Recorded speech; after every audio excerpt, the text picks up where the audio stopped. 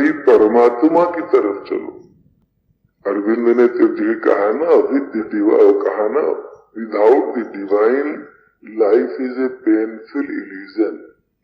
बिना परमात्मा के जो जीवन है ना, ये दुखमय धोखा है केवल, और कुछ नहीं। आप जितने नवयुवक या वृद्ध भाई लोग बैठे हो, जितना अभी तक जीवन बीता है, इसी पर दृष्टि डालो। आपका जीवन जो कुछ बीता है, सुखी बीता है कि दुखी बीता, कैसा बीता है? तो हम तो कहेंगे सुख की आशा वाला बीता और कुछ नहीं बीता।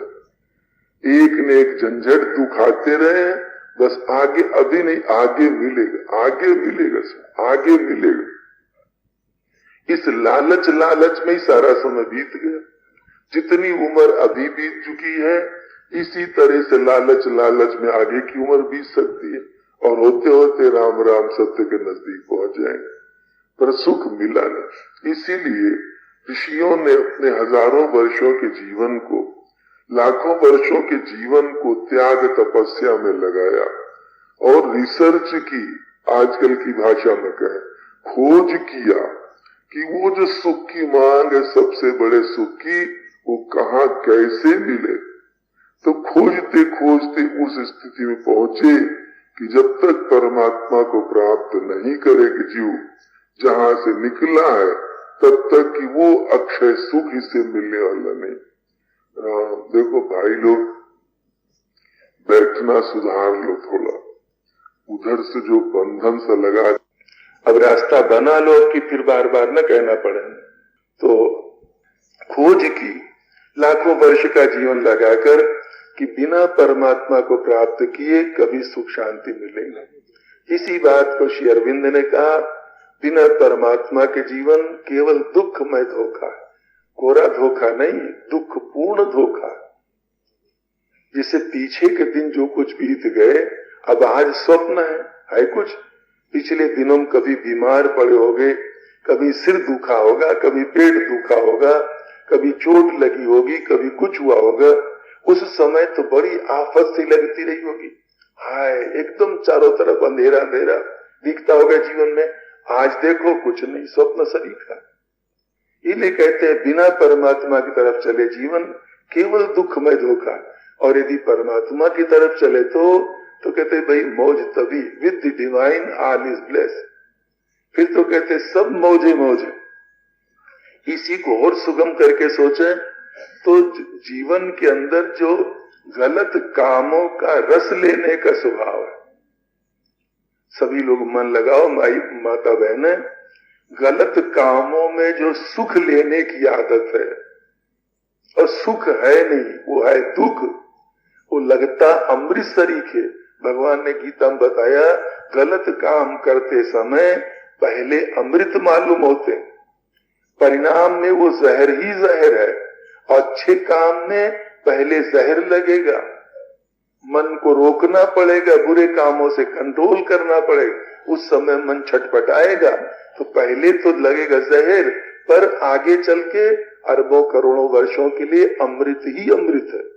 यह तदग्रे विषय में परिणाम है मृतोपमन। भगवान ने गीता में कहा अच्छे कामों की तरफ चलोगे पहले जहर लगेगा, पीछे फिर हजारों लाखों वर्षों के लिए सुख ही सुख है। तो वो जो गंदे कामों में सुख होता है ना, सुख मालूम होता है। देखो भक्ति क्या है, कोई हवा नहीं, वो जो सुख है गंदे कामों का, उस सुख का स्वरूप बदल देना है। गंदे कामों में रस न मालूम हो, फिर रस कहाँ मालूम हो? परमात्मा का भजन ध्यान करने में रस आए, इसी को भक्ति कहते हैं।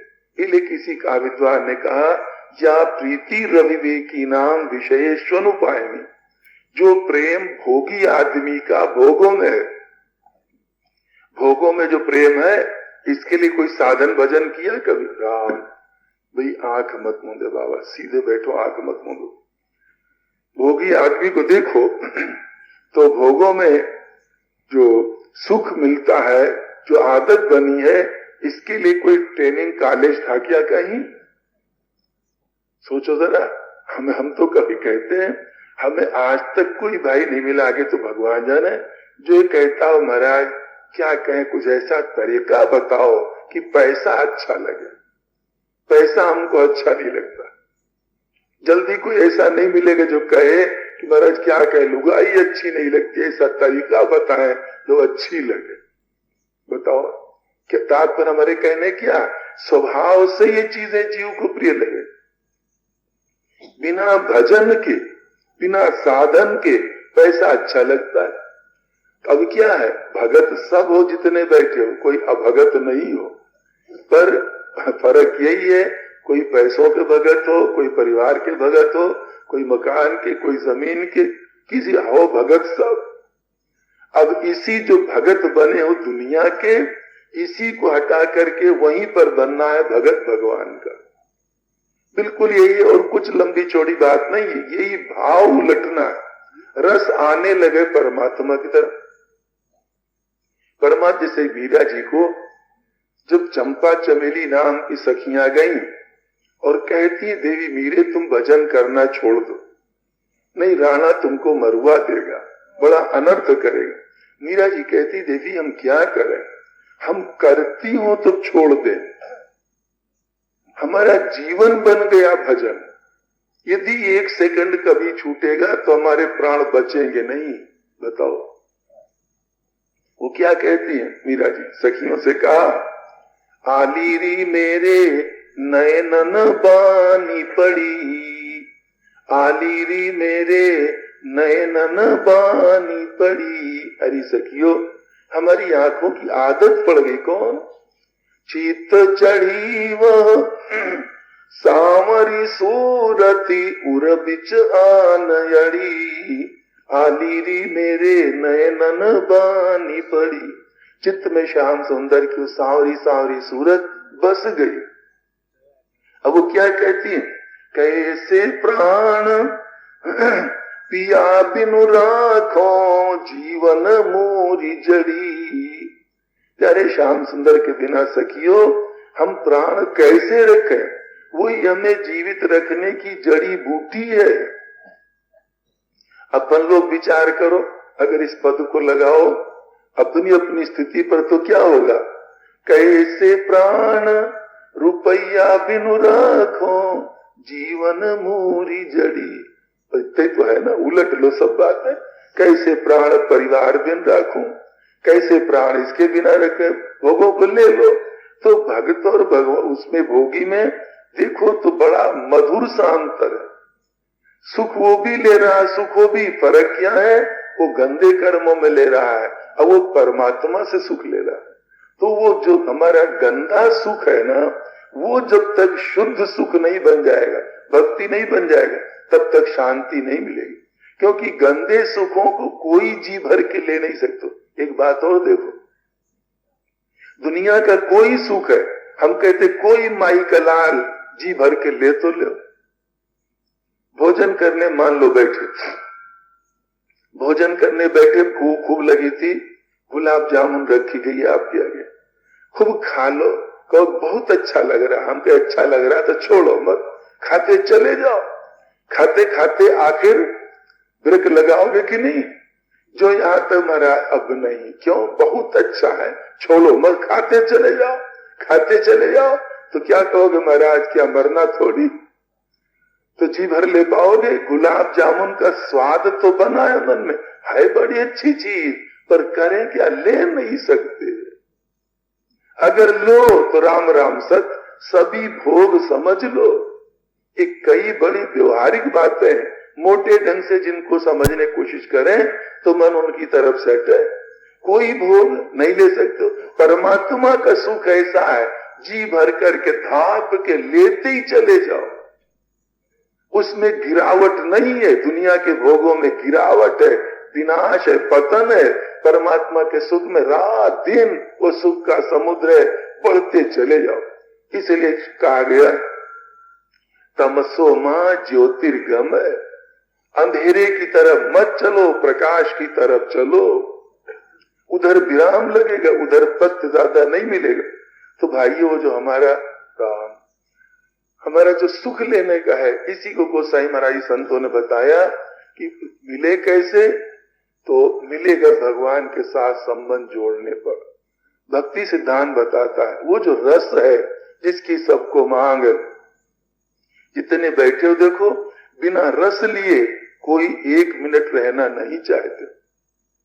मन हम सबका रसिया है, हर समय रस की खोज है। एक बात और आपको बताएं, जितने गलत कर्म आदमी करता है ये कब करता है जानते हो? ये किस मनुष्य के द्वारा होते हैं? जिस मनुष्य के जीवन में रस नहीं, नीरसता है, खिन्नता है। माताओं को किन सब शब्दों से समझाएं? जिसका मन फीका फीका है, भीतर से अच्छा नहीं लग रहा, बस उसी आदमी के द्वारा गलत कर्म होते। आप कभी अपने अपने जीवन में अनुभव करो, देखो जब मन फीका फीका लगेगा, भीतर से अच्छा नहीं लगता, तो क्या सोचते हो? आओ जी क्या कहें, मन नहीं लग रहा, दिन नहीं कट रहा, समय नहीं कट रहा, तो लो ताश खेले। कई बूढ़े ठूलों को देख लो जो रिटायर हो गए, गांव में पाटा बिछाए 10-5 इकट्ठा किए ताश खेल रहे। ये कोई सुखी आदमी नहीं खेलते। मन नहीं लग रहा, खोज में रस की, मिल रहा नहीं, सोचता लो इसी को करें, ताश खेल ले, और मन नहीं लग रहा, दुखी क्या कहे, समय नहीं कट रहा। तो फिर पता नहीं कुरज में है तुम्हारे, आपके सिनेमा हाल है कि नहीं है? अगर नहीं है तो भगवान की बड़ी कृपा समझो। कपासन का तो सत्यानाश होने वाला है, वहां खुलने वाला है। हम तो मानते हैं हजारों रुपया की रोजाना बर्बादी जाएगा उन्हीं के गांव से ही। लड़के छोकरे न मालूम कितने बिगड़ेंगे, क्या क्या होगा परिणाम है भगवान जाने, ये छिपी बातें नहीं है। तो और मन नहीं लगता तो क्या करेंगे? चलो जी कोई पिक्चर देख आए। ध्यान दीजिएगा, ये सारे गलत कर्म करने की कब सूझती है? जब भीतर मौज नहीं है, फीकापन है, और मन नहीं लग रहा, ज्यादा मन दुखी है, बहुत परेशान, तो क्या करते हैं? भाई क्या बताएं, लाओ तो बोतल, तो 4 घंटा के लिए मर जाए छुट्टी मिले, बेहोश हो जाए पी करके, तो बोतल चढ़ा लेता है। ये खूब अनुभव करिएगा। तो जितने गलत कर्म है ये कब करने का मन होता है? जब मन में कोई रस, कोई मौज नहीं। अब वो रस और मौज इसलिए नहीं है कि चूंकि गलत कर्मों का जो रस मौज है टिकाऊ कोई है नहीं। हम कहते पी लो बोतल, मौज मिल गई, नशा उतरा, फिर उसी जगह पहुंच गए। चले जाओ सिनेमा हाल में, थोड़ी देर के लिए मन बहलाओ, गंदे कर्म करने की सोच लो, फिर पीछे वहीं पहुंचोगे। इन कर्मों को बार बार करते हुए मिलता कुछ नहीं। इसलिए संतों ने कहा उस परमात्मा से संबंध जोड़े, नाता जोड़े, रिश्ता जोड़े, जिसको जचे मानो, जिसे भी निराकार मानो, साकार मानो, राम मानो, कृष्ण मानो, विष्णु मानो, शिव मानो, देवी मानो, जो अच्छा लगे। एक परमात्मा के ही सब स्वरूप है। हिंदू फिलॉसफी बड़ी उदार, बड़ी विशाल है, सारे विश्व के धर्म इसके अंदर समा सकते हैं। वो एक देशी धारणा नहीं बताती कि परमात्मा एक है, पर सबकी रुचियां अलग अलग है। अगर रुचि के अनुसार परमात्मा की आराधना नहीं करोगे तो सफलता नहीं मिलेगी। ये खूब गहराई से आप टटोलो। जिन धर्मों के अंदर, मजहबों के अंदर एक ही ढंग की तो पद्धति बताई गई, तरीका बताया गया, ऐसे ऐसे करो सब। उन मजहब धर्मों के अंदर देखो भगवान को पाने वाले कितने मिले, उंगलियों पर गिन लो कितने हुए। क्यों? चलते तो हैं पर उनकी रुचि पूरी नहीं हो रही। इधर क्या है, हिंदू फिलॉसफी में इतनी विशालता है, जो जिस रूप में चाहो वो बताता है। सब जगह कण कण में परमात्मा है। तुमको जिस रूप में अच्छा लगे मानो, उसे मानो भगवान। भजन करते करते उसका असली रूप तुम्हारे को मिल जाएगा। कोई ऐसी जगह नहीं, एक बाल की नोक भी जहां पर न हो। किसी उर्दू के कवि ने कहा ना, साकी शराब पीने दे मस्जिद में बैठकर, या वो जगह बता दे जहां पर खुदा न हो। यद्यपि उसका बढ़िया भाव तो हम नहीं मानते, पर व्यापकता के नाते वो कह रहा है कि भाई या तो तू बता दे जहां पर न हो राम, पलथी लगा के बैठे भैया, जहां पर भगवान न हो या तो तू वो जगह बता दे, वहां पर हम जाके बोतल पिए। इसका मतलब तो कहने का, पर इसका अर्थ गलत नहीं करना कि भाई तू सब जगह जब परमात्मा है तो हम चाहे मंदिर में पिए शराब, चाहे मस्जिद में, इससे क्या कहते हैं ना, वो उपासना की जगह है, इसलिए वहां पीना पाप है, पर वो है परमात्मा सब जगह कण कण में व्याप्त। हम तो कहते हैं माइक है ना भाई, भाइयों सच मानो हिंदू फिलॉसफी का, इसको अगर भगवान मान के इसका नाम लो, इसी से भगवान मिलेगा। गोबर को, भाटा को, ईंटा को, खंबा को, बल्ली को, कपड़ा को, जिसमें तुम्हारा विश्वास हो जाए परमात्मा है, होना चाहिए विश्वास पक्का, विकल्प रहित, संदेह न हो, वहीं से परमात्मा को उपलब्धि होगी। इसलिए जिस रूप में जचे परमात्मा को मानो, भाई इतनी बात है। अगर वो रस, वो सुख चाहते हो तो उससे नाता जोड़ना पड़े, बिना नाता जोड़े। जितने भक्तों की कथाएं आप सुनते हो जिनको भगवान मिला, कोई भी एक बताओ जिसका भगवान के साथ कोई नाता न रहा हो। रामायण के भक्तों को ले लो, कौशल्या जी, भरत जी, हनुमान जी, सुग्रीव, अंगद, नल, नील, निषाद, केवट, सीता जी, तमाम जनक जी, जितने भक्त हुए इन सब को तुम ले लो और फिर इनका हिसाब मन में लाओ कि इनका भगवान से कोई नाता है कि नहीं, भगवान से कोई नाता है कि बिना नाता के प्रेम मिलेगा नहीं। प्रेम वहीं प्रकट होता है जहां पर नाता होता है, और जहां पर कोई नाता नहीं वहां पर रस नहीं मिलता। देखो आपकी गोद में गांव के किसी बच्चे को दे दिया जाए और कहा जाए भाई इसको 10 मिनट जरा खिलाते रहो गोद में, आप उस बच्चे को खिलाते रहोगे पर शायद आपको रस नहीं आएगा। क्यों नहीं आएगा? कहोगे पता नहीं किसका छोरा, खिलाते भले रहोगे। और आपको अपना छोरा दे दिया जाए, इसको 15 मिनट खिलाते रहो गोद में, तो क्या उमंग है, हाँ मारो छोरा, अब वहां रस आ रहा है। और वो जो दूसरे था ना उसमें रस नहीं आ रहा है, संबंध जुड़ा है ना, ये मारो, ये मारो, इसमें रस आता है। इसी प्रकार से जब तक परमात्मा के साथ नहीं संबंध होगा कि मारो, तब तक रस नहीं आता। जितने भक्त हैं वो सबका यही है। मीरा जी का संबंध है कि नहीं? मीरा जी केवल भगवान श्याम सुंदर का भजन करती, याद करती हैं कि उस भजन और याद में जड़ में कोई नाता भी है उनका। आप तक तो मीरा जी के इधर नजदीक के प्रांत के हैं ना, मीरा जी का संबंध है कि नहीं? भगवान श्याम सुंदर को क्या मानती थी? मेरे तो गिरधर गोपाल, दूसरो न कोई आगे, जाके सिर मोर मुकुट मेरो पति सोई। मीरा जी चौड़े मानती हो परमात्मा दयामय श्याम सुंदर हमारे पति। रामायण में सीता जी उसी परमात्मा को पति मानती, दशरथ जी उसी परमात्मा को बेटा मानते, भरत जी स्वामी मानते, केवट निषाद जो है सखा मानता है, सुग्रीव सखा मानते। जिसको जो जचे नाता में कोई वो नहीं, पर बिना नाता जोड़े उससे रस जीवन में नहीं आएगा। इसलिए जिस रूप में जचे भाइयों, अगर जीवन का बढ़िया उपयोग चाहते हो कि हम भी मानवता वाला जीवन बिताएं और सुख से मरें, इस जीवन को सुधार लें, तो करना ही होगा परमात्मा की सत्ता स्वीकार करो कि वो सब जगह है। जिस रूप में जचे आप मानो, शकल वाला बेशकल वाला परमात्मा सब कुछ है, सत्ता स्वीकार करके उससे नाता जोड़ो, रिश्ता जोड़ो। यही बात हनुमान जी कथा में आप लोगों के सामने रख रहे थे। हनुमान जी महाराज तो यही चाहते हैं जो कल बताया था, प्रभु हमें अपना दास स्वीकार कर ले। देखो श्रोता मन लगाना, जैसे हमने शुरू में कहा कि कोई कथा ऐसी नहीं कि सत्यनारायण मनोरंजन वाला, जीवन को सामने रखकर सोचने की कोशिश करेंगे तो हनुमान जी महाराज क्या चाहते? वो चाहते प्रभु हमें अपना सेवक बना ले, दास बना ले, अथवा प्रभु हमें अपना बेटा बना ले। वो दो नाता चाहते हैं प्रभु के साथ जोड़ना। अब वहां पर प्रभु ने उन्हें दास तो स्वीकार कर लिया। हनुमान जी को चौपाई आती, आपके सामने बारीक बात रखने में संकोच करते हैं, शायद समझ न पड़े, छोड़ देते हैं। हनुमान जी को भगवान राम ने दास तो स्वीकार कर लिया, पर बेटा के लिए भगवान ने सोचा कि जब तक सीता जी की स्वीकृति न हो तब तक भला हनुमान को अपना बेटा हम कैसे बनाए, इसलिए न स्वीकारा।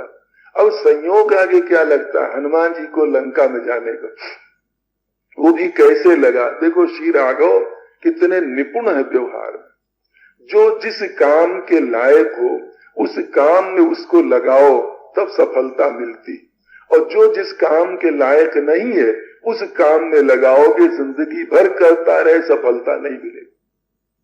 इस चुनाव में भगवान बहुत निपुण है। उन्होंने क्या किया, सीता जी के पास जब भेजना है खबर लेने के लिए, तो अपनी सेना में, अपनी कैबिनेट में समझ लो, किसी से सलाह नहीं लेते हैं कि किसको भेजें। सलाह लिया क्यों नहीं लेते हो? जानते हैं हमारी सेना में कोई इस बात को बताने वाला नहीं। क्यों? सीता जी का इतना विशुद्ध प्यार है, इसमें दुनियादारी की गंध नहीं है। इस बात को कोई बिरले जानता है तो हम किससे पूछें? तो सीता जी के पास जब भेजना है तब किसी से सलाह नहीं लिया, पर जब रावण के पास भेजना है तब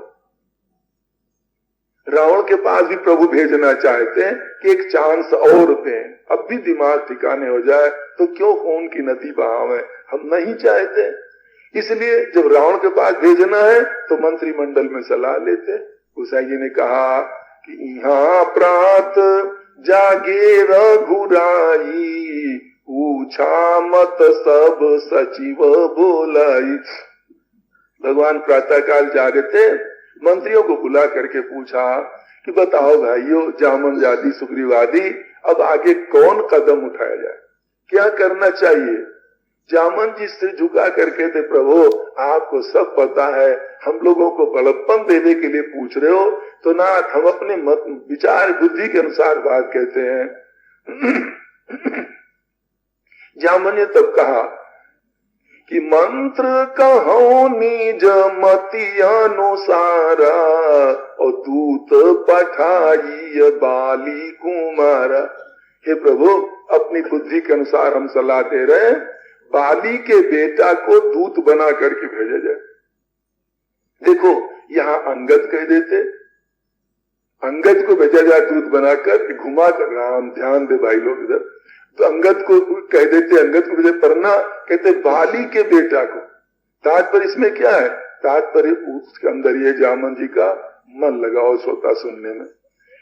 तात्पर्य ये है जामन जी का कि बाली ने रावण को 6 महीना अपनी बगल में दाब के कभी रखा है। पहले संध्या कर रहा था बाली, रावण अपने जवानी के जोश में, अभिमान में, बहादुरी को उसमें, जिससे देखो उसी से लड़ने के लिए छेड़छाड़ करता था। बाली को छेड़छाड़ किया, बाली ने कहा ठहर जा रे, हम संध्या कर ले तब तेरे से भिड़े। नहीं माना, बाली ने उसको गुस्सा में आकर पकड़ के हाथ से बगल में दाब लिया, 6 महीना तक दाबे रहा। उसी बाली का पुत्र है अंगद। तो जामन जी कहते हैं बाली के बेटा को भेजा जाए। अर्थ समझे, ध्यान दे आप थोड़ा। तो बात क्या निकली? बात निकली कि जब ये जाएगा बाली का बेटा अंगद अर्थात, तो रावण जब देखेगा तो सोचेगा रे इसी के राम, तो भाई मजबूत बैठा करो श्रोता लोग, 10 से मस मत हो, समझे ना, बीच में उठा बैठी या खड़ती है कि हमेशा की बात है, नहीं है कि महीनों तक बरसों तक मिलता रहेगा, तो 4 दिन त्याग करो थोड़ा। तो बाली के बेटा भी तात्पर्य कि जब रावण देखेगा कि अंगद है ना ये, तो कौन है? अरे उसका लड़का जिसने हमको 6 महीना बगल में दबाया था, तो शायद समझौता करने की स्थिति में स्वयं हो जाए। ये बात आती है जामन जी के मन में। सबों ने कहा बहुत बढ़िया, भगवान राम ने कहा बहुत अच्छी सलाह है, अंगद को ही भेजे। तो देखो वहां तो सलाह लिया, अंगद को अपने पास बुलाया और अंगद से कहा भैया अंगद, तुमको हम वहां भेजना चाहते हैं। रावण के पास अंगद कहते प्रभु जो आज्ञा, पर दयामय ये तो बताओ, रावण से जब हम वार्तालाप करेंगे तो कहां तक हमारा हक है, अधिकार है बात करने का, किस सीमा तक हम फैसला कराएं? भाई समझौता करना है तो उसके क्या भी होने चाहिए, कहां तक हमें अधिकार मिलता? श्री राघव देखो कितना सुलझा हुआ बात कहते। भगवान राम क्या दांव पे दंड फंद छल कपट कुछ नहीं। एक बात हमेशा याद रखिएगा, राजनीति और धर्म ये दोनों बिल्कुल अगर सही देखा जाए ना, तो आजकल जो राजनीति को गंदा कर दिया है ना, ये बहुत नीच कर्म हो चुका है। अब क्या हुआ, अपने लोगों में भी ले लो, दूसरे धर्मों में भी ले लो, धर्म मानने वाले कम है, धर्म के नाम पर राजनीति के आडंबर रचने वाले बहुत हो गए। धर्म के नाम पर जगह जमीन जायदाद हड़पने की वृत्ति बन गई, पर धर्म के नाम पर परमात्मा को पाने की रुचि न रही। और ये पाखंड जब बढ़ेगा, चाहे किसी समुदाय में हो, तो समझो वो धर्म से लाखों कोस दूर होता चला जाए। चाहे हिंदू मुसलमान सिख ईसाई कोई क्यों न हो। और जहां प्योर धर्म की बात, वो आत्म शांति के लिए, परमात्मा की प्राप्ति के लिए बताता है। तो भगवान राम के स्वभाव सिद्धांत में देखो बात क्या है।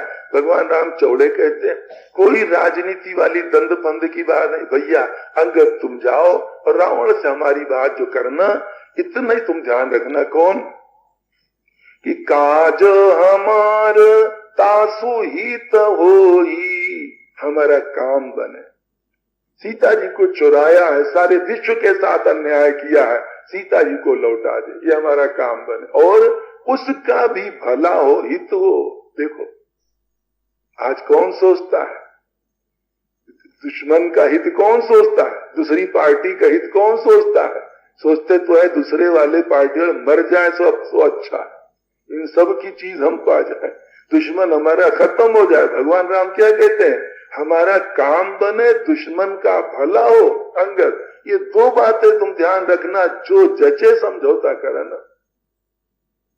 काज हमार तासु हित होई और रिपुसान करे हु बत कही सोई, वो तुम बात कर लेना। और भगवान राम ने कहा कि बहुत बुझाई तुम ही का कहूं, परम चतुर मैं जानत आऊं। अंगद ज्यादा तेरे को समझा के हम क्या कहें भैया, तू बड़ा चतुर होशियार। तो देखो एक बात यहाँ और समझ लो, भगवान राम का थोड़ा ध्यान देना। हमको यहाँ संकोच लगता, पहला मामला आप लोग कहाँ तक समझ पाते होगे, संकोच लगता थोड़ा, वो ध्यान दो। भगवान ने चुनाव कितना गजब का किया है। सीता जी के पास तो हनुमान जी को भेज रहे और रावण के पास अंगद को भेज रहे हैं। क्यों? सीता जी सीधी सादी भोरी भारी, छल कपट दंड पंथ कुछ नहीं, जगत की मां समझो। इसलिए उनके पास हनुमान सरी के विशुद्ध संत को भेजा, हनुमान सरी के संत को। और रावण चालाकों को महागुरु, दंड फंद करने वाला, तो अंगद को भेजा। अंगद जानते हो है भगवान के भक्त। दोनों मंत्र क्या है? अंगद चतुर भक्त है, हनुमान जी सरल भक्त है। अगर हम अंतर करें मोटे ढंग से तो ये अंतर हो सकता है।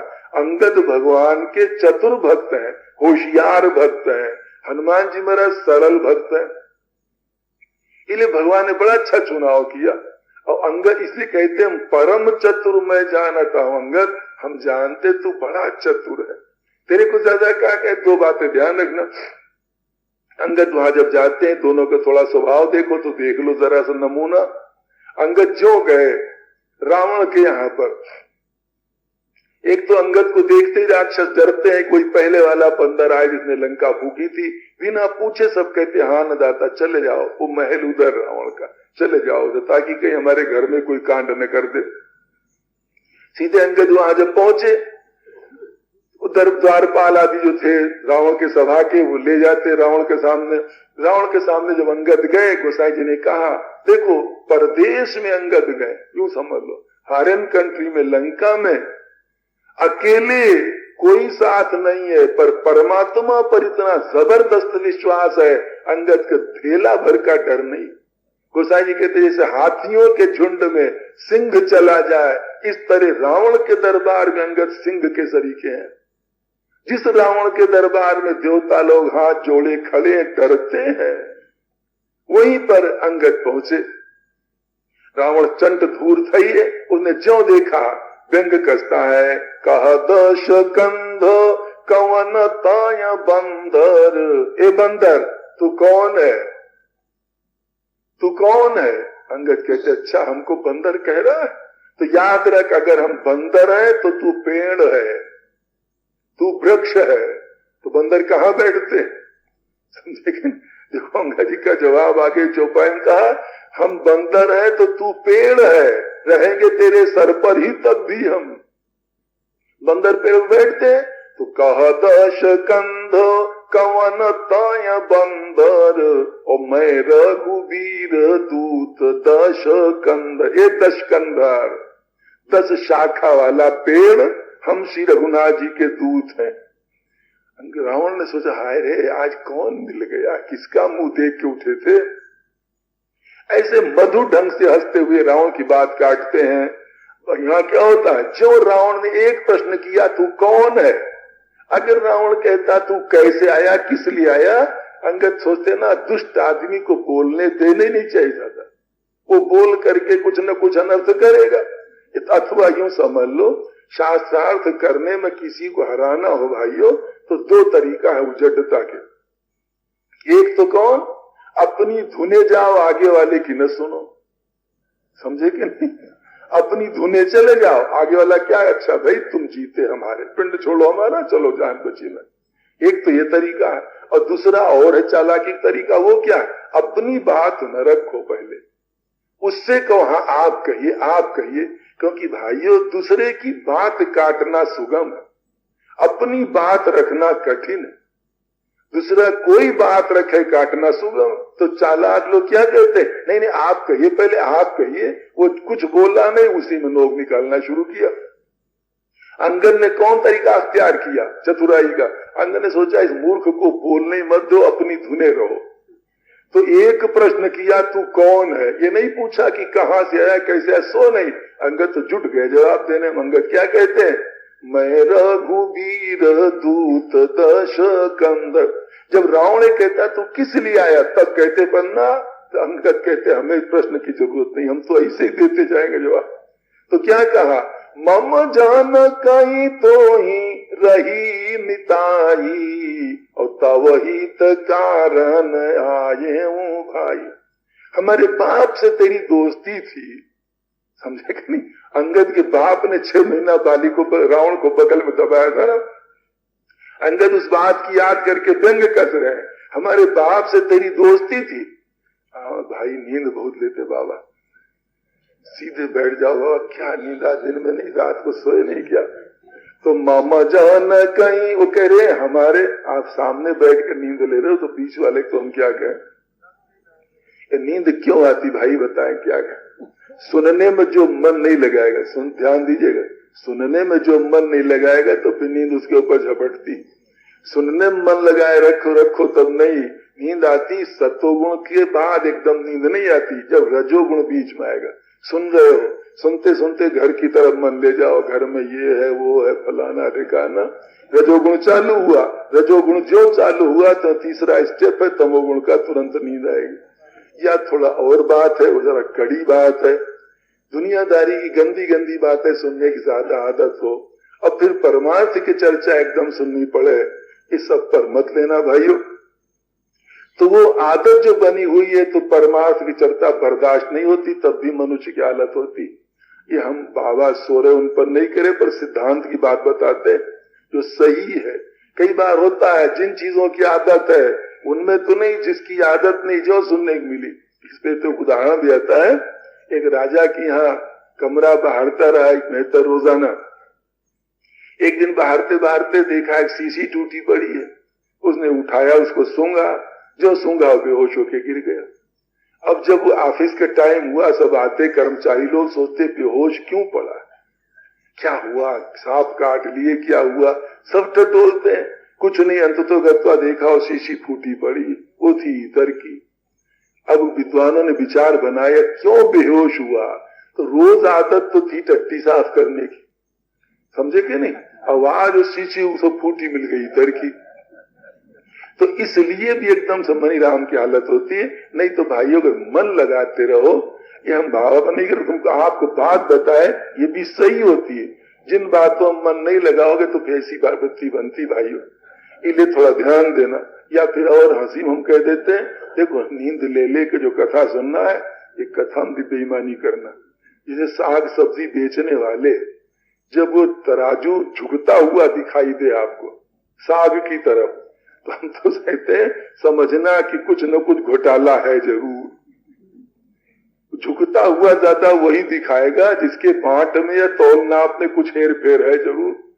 और बराबर बराबर करे तो समझो ठीक है, तो झुकती दाढ़ी खतरनाक होती, तो कथा में भी जो झुकती दाढ़ी है ना बैठे बैठे, ये भी एक प्रकार से इस तरह खतरनाक समझना।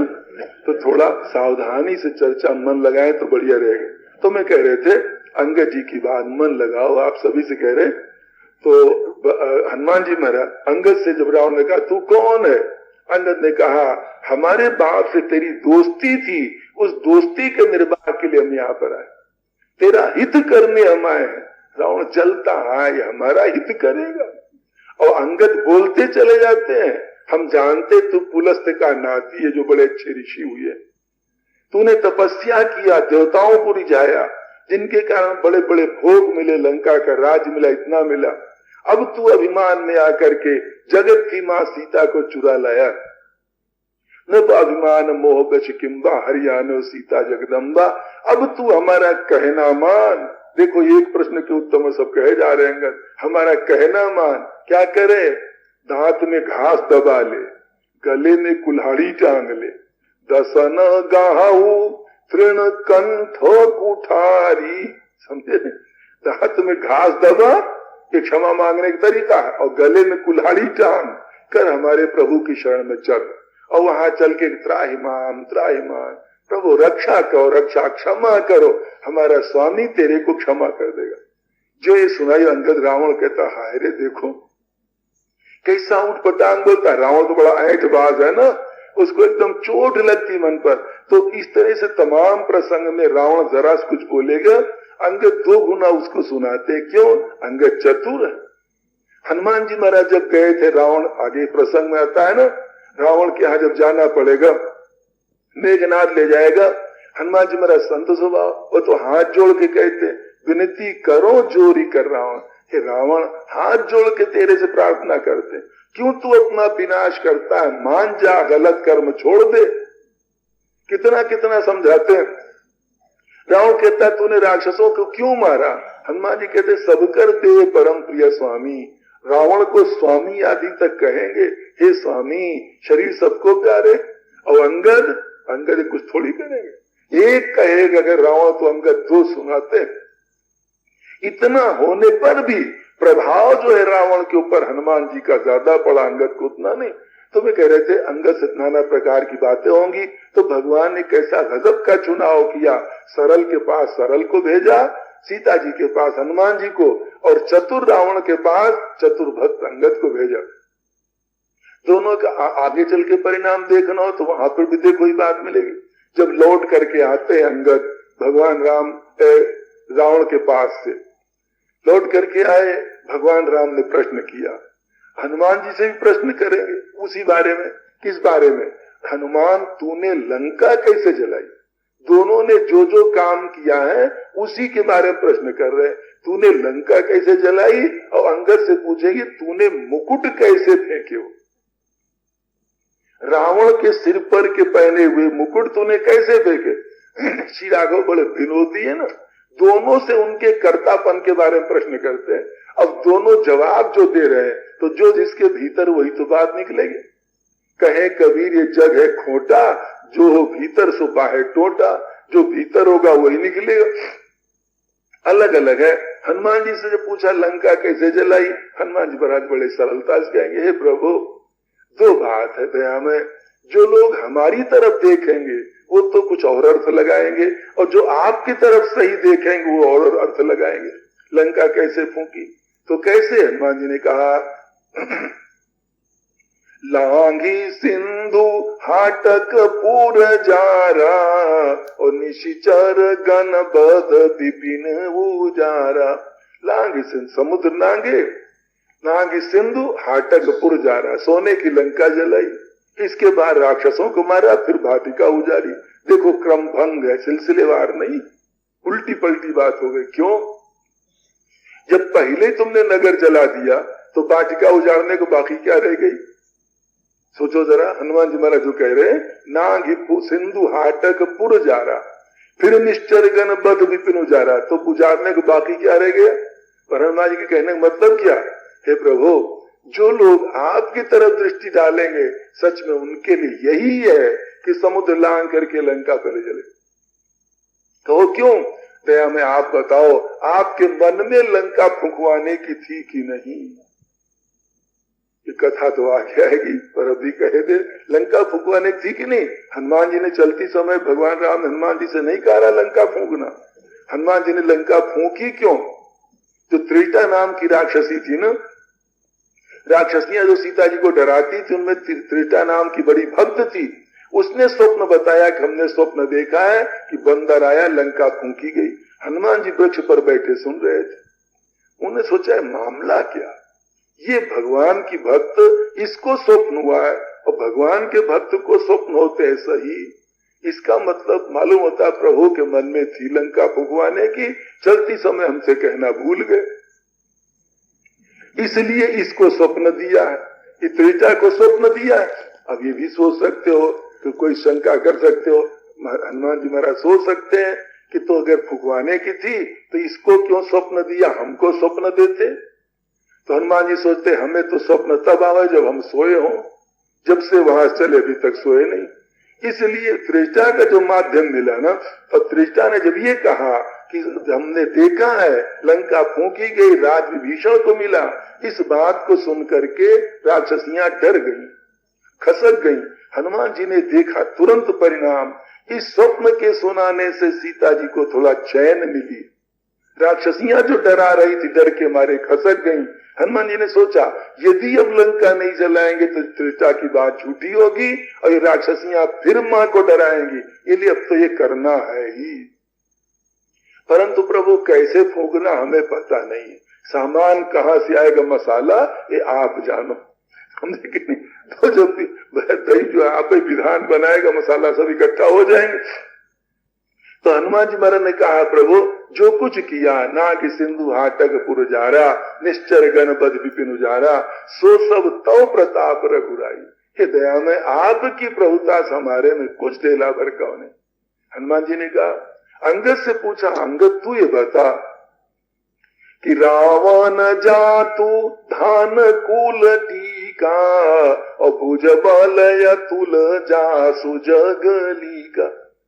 अंगद रावण राक्षसों का राजा, इतना गजब का जोधा बलवान, सारा संसार जिसे कांपता है, उसके सिर के मुकुट, तासु मुकुट तुम चारी चलाए, कहू तात कवनी विधि पाए।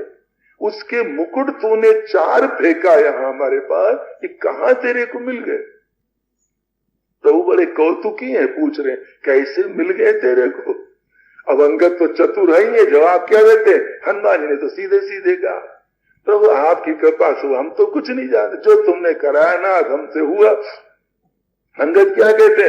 कहते प्रभु मुकुट न हो ही भूप गुण कहा वेदा। हे मार प्रभु, वेद कहते राजा में चार नीतियां होती हैं, तो फिर ये मुकुट क्या, ये नीतियां थी चारों, तो यहां कैसे आई? इन नीतियों ने सोचा कि अब रावण रूपी केंद्र का सत्यानाश होने वाला, अड्डा का, जिसके पास हम थी, इसलिए अपना जीवन बचाने के लिए आपके चरणों में चली आई। देख लो क्या यही असलियत है वास्तव में? मुकुट फेंका था अंगद ने, कुसाई महाराज ने कहा ना कि साम दाम अरुदंड विभेदा, पौर बसई नाथ कह वेदा, नीति धर्म के चरण सुआए, असजिया जानी नाथ पही आए। आपके सुंदर चरणों को समझा नीति धर्म के, अतः वो नीतियां अपने जीवन को बचाने के लिए आपके पास चली आई। चारों मुकुट। अंगद का भी तात्पर्य बताने के हमने दया में कुछ नहीं किया, वो खुद ही चले आए, तो इसमें चतुराई है कि नहीं? भगवान सोचते ठीक है, जब हमसे भी चतुराई से बोलने में नहीं चूकता है, थे तो मुकुट पर कह रहा चांदी थी छोड़े। भगवान सोचे हमसे भी नहीं चूकता चतुराई बिना, तो रावण को तो खूब छकाया होगा। इसलिए भगवान राम शुरू में चलती समय कह रहे परम चतुर मैं जानता हूं, और जब अंगद आ गए तो वही फिर संपुट देते हैं, परम चतुरता श्रवण सुनी और बिह से राम उदार। भगवान राम देखा क्या गजब का चतुर हमारा भगत, देखो कैसे बात कर रहा। फिर सब समाचार पूछे तो भाइयों श्री राघव ने बड़ा सुंदर चुनाव किया, सीता जी के पास भेजना हुआ तब हनुमान जी को, रावण के पास भेजना हुआ तब अंगद को। अस्तु हनुमान जी महाराज आए, अपने कल के बाद पर आवे, मां को अंगूठी डाला, ऊपर से उठा लिया, चकित होकर देखती, हनुमान जी ने प्रभु के गुण बताए। इसके बाद वो कहती जिसने गुण सुनाया प्रकट क्यों नहीं होता, जिसने कथा सुनाई। हनुमान जी महाराज सामने जाते, मां के मन में शंका होती। हनुमान जी महाराज कहते मां ये अंगूठी हम लाए, प्रभु ने आपको दिया। ये सब बातें कहते पर सीता जी के मन में विश्वास नहीं होता। जब कहा सामने आओ, हनुमान जी सामने गए, सीता जी मुंह फेर के बैठ जाती है, क्योंकि कथा सुनी थी मनुष्य की भाषा की और सामने प्रकट होता बंदर, इसलिए मुंह फेर लिया। हनुमान जी मेरा तब भी नहीं चूकते। फिर सुनाएंगे। इसके उपरांत तब सीता जी कहेंगी कि एक बात बताओ कि नर बानर ही संग कहू कैसे, कही कथा भई संगति जैसे। ये बताओ कि प्रभु मनुष्य रूप में है और तुम बंदर रूप में हो, ये साथ कैसे हुआ? रामायण को अगर बारीकी से कोई छीने ढंग से देखना चाहो, अंगद ने, हनुमान जी ने यद्यपि सारी कथा सुना दी सीता जी को, पर बुद्धिमानी कितनी की, जिस बात के सुनने से किसी के मन में संदेह उत्पन्न हो, वक्ता को चाहिए वो बात न सुनावे। जहां तक हनुमान जी महाराज कितनी बुद्धिमानी किए, सुग्रीव की मित्रता वाली कथा नहीं सुनाई। अगर सुनाई होती तो सीता जी प्रश्न क्यों करती कि बंदर से वो प्रभु का मिलान कैसे हुआ? हनुमान जी सोचा यदि वो कथा कहेंगे तो ये कहीं असर न पड़े मां पर कि खामखा के लिए विश्वास जलाने के लिए ऐसी बात कह रहा। हनुमान जी ने सोचा इस प्रसंग को छोड़ दो। अब जब मां ने कहा कि नर बानर ही संग कहूं कैसे, तब कही कथा भई संगति जैसे, तब हनुमान जी महाराज ने कथा बताई। अथवा इसलिए भी नहीं कही थी, सुग्रीव की मित्रता हनुमान जी ने खुद कराई। वो सोचते क्या अपने मुंह से हम कहें, हम नगण्य व्यक्ति की बात मान करके उस दयामय परमात्मा ने सुग्रीव को सदा के लिए अपना मित्र बना लिया। ये बात याद करके हनुमान जी महाराज गदगद हो गए, भाव विह्वल हो जाते हैं। अतः मित्रता कहते कहते सुग्रीव वाली हनुमान जी महाराज के जो भाव उमड़ा, सीता जी को न तो करुणा निधान वाली सौगंध ने विश्वास दिलाया, न अंगूठी ने काम बनाया। हनुमान जी महाराज का जो विशुद्ध प्रेम है प्रभु के चरणों में, उसी ने सीता जी के हृदय पर छाप डाली कि सच में बंदर सही सही भक्त है, ये कोई पाखंडी ढोंगी नहीं। इसलिए गोसाई जी ने कहा कपि के वचन सप्रेम सुनि उपजा मन विश्वास, जाना मन क्रम वचन यह कृपा सिंधु करदा। ये मन क्रम वचन से प्रभु का दास, उनका गुलाम सेवक, और जो विश्वास हुआ सीता जी खुल पड़ी।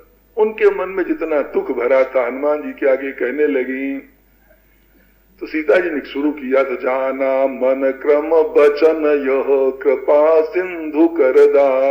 हरि गोसाई जी ने कहा हरि जान जानी प्रीति अति बाड़ी, भगवान का जन समझ करके प्रीति बढ़ी। वो कहते हैं बूढ़त बिरहा जलधि हनुमाना, भय उतात मोह कहाँ जल जाना। अब कहू कुशल जाऊं बलिहारी, सहित अनुज सुख भवन खरारी। हनुमान हम तो डूब रही थी समुद्र में, विरह के समुद्र में, वियोग के समुद्र में हम डूब रही थी।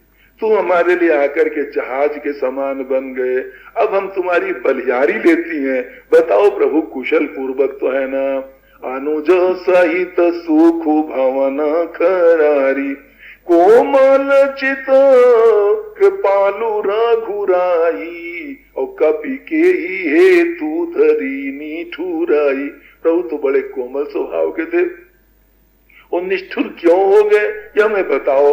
ये बात कहते हैं सीता जी, तो निठुरता कैसे निठुर हो गए? अब हनुमान जी से जो पूछ रही हैं, अब कहू कुशल जाओ बलिहारी, सहित अनुज सुख भवन कराई। लक्ष्मण जी के सहित प्रभु कुशल पूर्वक है ना। यहाँ पर सीता जी लक्ष्मण जी की कुशल पहले पूछती। तात्पर्य क्या है? मुख्य प्रयोजन तो है राम की कुशल पूछने का, पर लक्ष्मण जी की पहले क्यों पूछती? चूंकि लक्ष्मण जी का अपराध किया, अगर लक्ष्मण जी का अपराध न किया होता तो शायद सीता जी की चोरी न होती। जिस समय भगवान राम ने मारीच को मारा, वो तो लीला उनकी थी चोरी करवाने की। मारीच के मुंह से निकलता है, ऊपर भीतर से तो राम राम करता है, ऊपर मुंह से निकला हा लक्ष्मण हा लक्ष्मण। सीता जी ने वो शब्द सुने, उन्होंने लक्ष्मण से कहा देवर तुम जल्दी जाओ, तुम्हारे बड़े भाई पर संकट है। लक्ष्मण कहते मां मत भेजो, प्रभु हमें यहाँ रख गए, देवता दानव मानव सारे जुट जाए, प्रभु का बाल बांका नहीं हो सकता। उस समय जो सीता जी के मुंह से भद्दे शब्द निकले, गोसाई महाराज तो लिखते भी नहीं, भरम बचन जब सीता बोले, अतः लक्ष्मण जी को चलना पड़ा। तो सीता ही जानती है यदि हमारा बेटा लक्ष्मण, उनका तो भाव बिल्कुल बेटा वाला था, सीता जी लक्ष्मण जी भी सीता जी को बिल्कुल अपना बेटा करके मानती, देवर होते हुए भी वो जानती है यदि लक्ष्मण का मन हमारे प्रति अनुकूल बढ़िया है तो प्रभु हमें अवश्य प्राप्त कर लेंगे, और यदि हमारा देवर लक्ष्मण नाराज है तो प्रभु हमें कभी नहीं प्राप्त करना चाहिए। इसलिए पहले लक्ष्मण जी की कुशल पूछती। अथवा मर्यादा देखो, रामायण में पग पग पर आदर्श मर्यादा मिलेगी। बड़ों की कैसी इज्जत, कैसा सम्मान, मर्यादा से जरा सा भी अस्खलित हुआ कहीं दिखाई नहीं देगा रामचरितमानस। इतना गजब का शिराघव का चरित्र है। मर्यादा यहाँ क्या है? पूछना तो है पति का समाचार, पर पुत्र से पूछना हो तो कैसे पूछे? एकदम ठेठ नहीं कि बताओ कुशल पूर्वक, है ना, देवर के माध्यम से। सीता जी को और जगह रामायण में चर्चा आएगी, सीता जी ऐसे ही करेंगी। अब आजकल के उज्जट देखो, क्या कहें, मनोमर्यादा रहित लड़कों को लड़कियों को देखो तो क्या करेंगे? अपन कम आंगन बैठे हैं, पलंग पर जो है वो सासू बहू बैठी है, लड़का एक तरफ बात कर रहे हैं और माँ बेचारी बैठी नीचे बर्तन मांज रही। इतनी तक तमीज नहीं कि बड़े बूढ़े हर बात बात में, छोटी छोटी बातों में मर्यादा से खिलाफ। यहाँ सीता जी कितनी सावधान अनुमान से बात करते हुए कहती है कि भैया बेटा लक्ष्मण के सहित प्रभु कुशल पूर्वक है ना, ऐसे पूछा। अब यहाँ एक बात आती सामने कठिन, वो ये हनुमान जी महाराज क्या जवाब दे बताओ आप। और कहते कहते सीता जी का गला भी रुंध गया, वो चुप हो जाती। बचन न आओ नयन भरदारी, हे नाथ आपने बिल्कुल हमें भुला दिया। अब हनुमान जी को इन बातों का उत्तर देना है। जो सीता जी कह रही हैं कि प्रभु लक्ष्मण के सहित कुशल पूर्वक है ना, हम तो कभी कह देते आप कोई खड़े हो जाओ माँ के सामने और माँ तुमसे पूछ रही कि बताओ प्रभु कुशल पूर्वक तो है ना, तो अच्छा बताओ आप लोग क्या जवाब दोगे? तो थोड़ा रामायण को कुछ पढ़े हो, गहराई में गए हो, क्या जवाब दोगे? अरे दो ही बात है, या तो ये कह दोगे कि माँ प्रभु कुशल पूर्वक है, और या ये कह दोगे प्रभु कुशल पूर्वक नहीं है। पर दोनों बातों के कहने में सीता जी पर क्या असर पड़ेगा? अच्छा असर नहीं पड़ेगा। जो आप कहोगे माँ प्रभु कुशल पूर्वक है, सीता जी और रोएंगी। हमारे बिना भी उनके मौज है तो हमको क्यों प्राप्त करना चाहेंगे? और यदि आप कहोगे माँ प्रभु दुखी है, तब रोएंगी हा दया में हम आपके दुख में हाथ न बटा सकी, संकट की बेला में हाथ न बटा सकी, तब भी रोएंगी। तो हनुमान सरीखे बुद्धिमान व्यक्ति का उत्तर देते बनता है। स्वाभाविक हनुमान जी आगे चल के जवाब देंगे।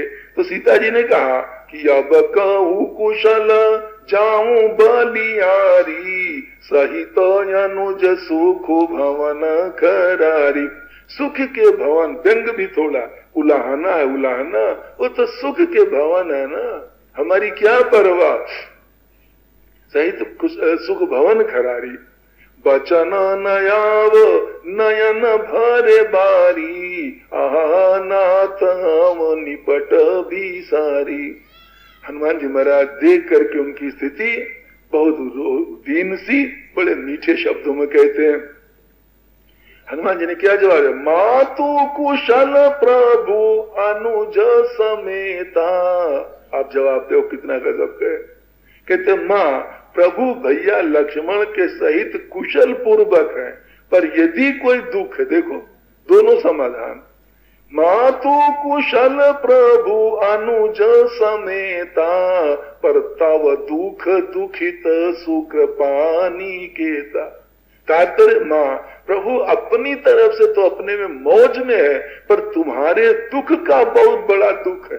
बताओ अब सीता जी पर असर क्या पड़ेगा? कोई खराब असर पड़ेगा?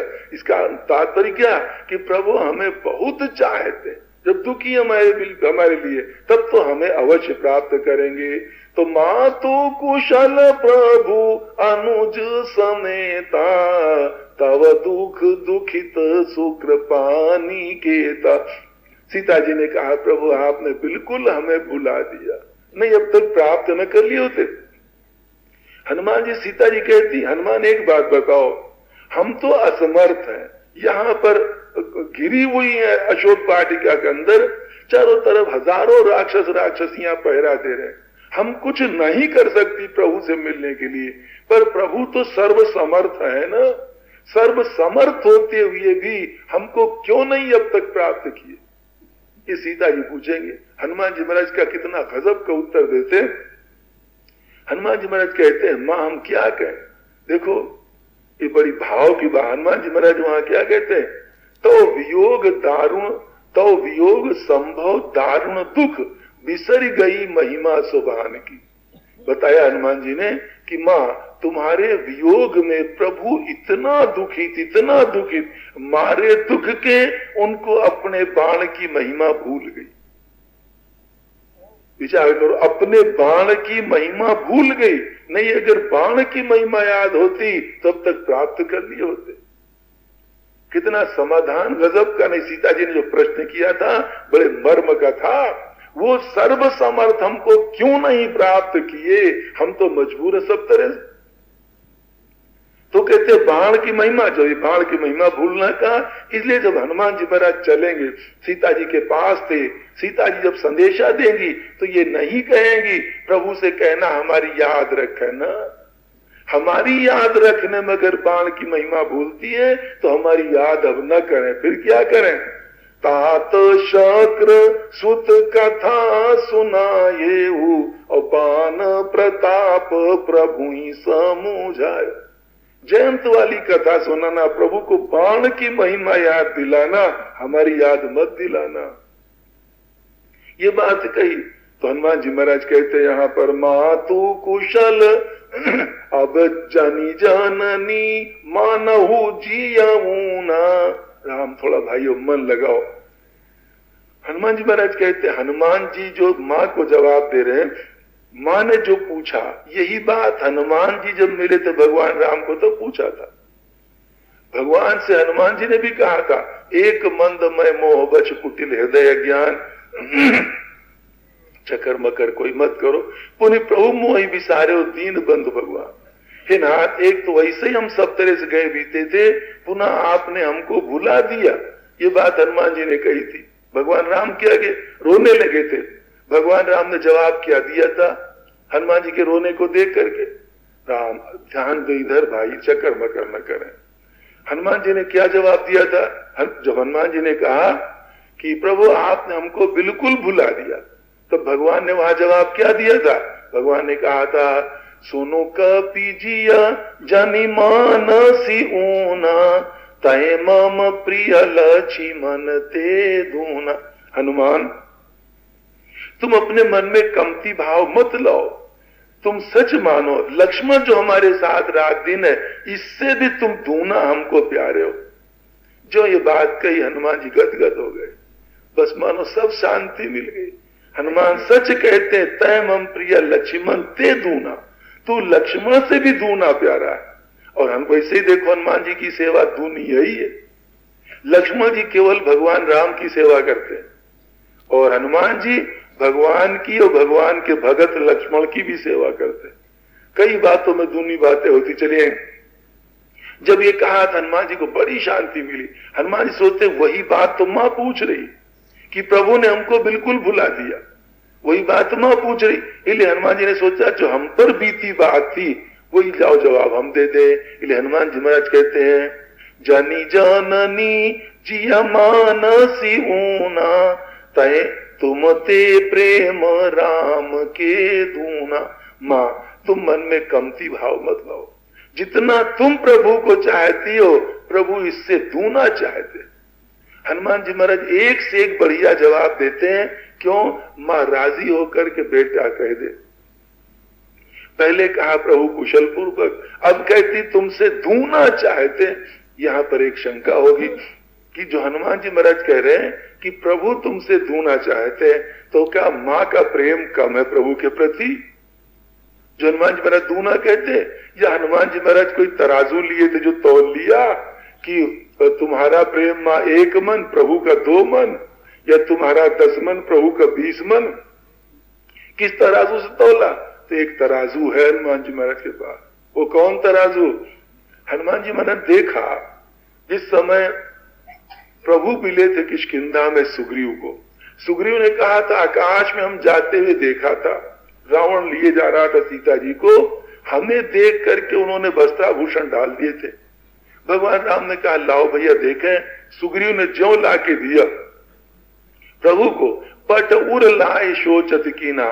भगवान ने तुरंत वस्त्राभूषण लेकर हृदय से लगा के चिंता करने लगे, हे देवी सीते तुम आओ अपने वस्त्राभूषण ले जाओ। जो मिले सीता जी के वस्त्राभूषण तो भगवान राम हृदय से लगा के चिंता करते। हनुमान जी महाराज देख रहे थे वहां। और इस प्रसंग में यहाँ क्या हुआ? भगवान राम की अंगूठी हनुमान जी ने दी सीता जी को। सीता जी ने क्या किया? उठा तो लिया, पर आगे हृदय से लगाया, सिर से लगाया। हनुमान जी महाराज देख रहे, देख लो यही दूना है फर्क। अंगूठी सीता जी ने जब उठाई तो चकित तो चितव मुंदरी पहचानी। आई कहां से? अरे मां कहीं सी आई हो, प्रभु की तो है ना। तो सिर से लगा, हृदय लगा, कुछ नहीं। हनुमान जी कहते तुम ते प्रेम राम के दूना। मां तुम जितना प्रभु को चाहती हो प्रभु इससे दूना तुम्हें चाहते। अथवा पढ़े लिखे विद्वान लोग समझना चाहो तो देखो साहित्यिक दृष्टि से भगवान राम जब रोते हैं सीता जी के वियोग में तो गोसाई जी ने 10 चौपाई लिखी है, 10। और जब सीता जी रोती है भगवान राम के लिए तो 5 चौपाई लिखी है। पढ़ लेना रामायण में, चाहे आज हमारे गला पर जोर ज्यादा पड़ता है, कुछ सर्दी सी गला में लगती। तो सीता जी रोती तो 5 चौपाई, और भगवान राम जब रोते 10 चौपाई। वहां की पढ़ लेना। सीता जी जब रावण लेके चलेगा, हा जग देव एक रघुबीरा, हा जग देव एक रघुराया, के अपराध बिसारे उदाया, आरती हरण शरण सुखदायक, हार गुकुल सरोज दीन ना। इस प्रकार से 5 चौपाई हैं। और भगवान राम जब रोएंगे तो लक्ष्मण समझाए बहु भांति, पूछत चले लता तरुपाती। रोते हैं, लक्ष्मण जी समझा रहे, यहां से रोना शुरू होता है। हा हे खग मृग हे मधुकर श्रेणी, तुम देखी सीता मृग नैनी, खंजन शुक कपोत मृग मीना। पढ़े लिखे समझना चाहो तो यहां समझो।